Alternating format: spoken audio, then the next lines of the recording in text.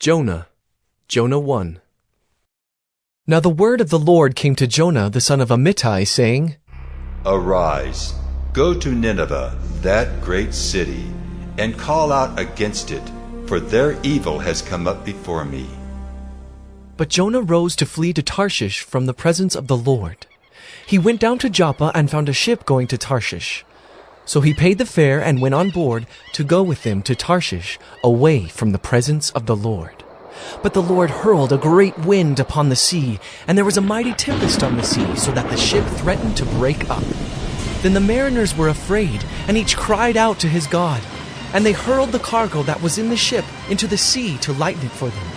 But Jonah had gone down into the inner part of the ship, and had lain down and was fast asleep.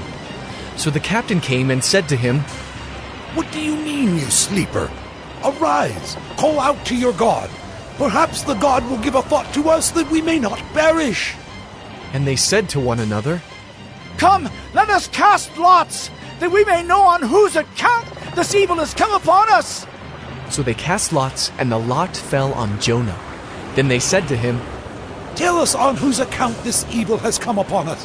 What is your occupation, and where do you come from? What is your country, and of what people are you?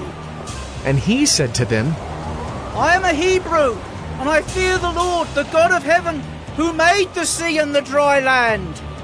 Then the men were exceedingly afraid and said to him, What is this that you have done?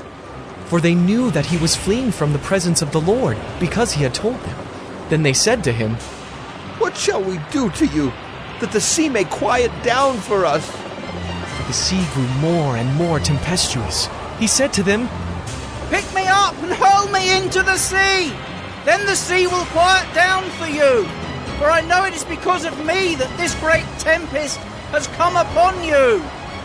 Nevertheless, the men rowed hard to get back to dry land, but they could not, for the sea grew more and more tempestuous against them.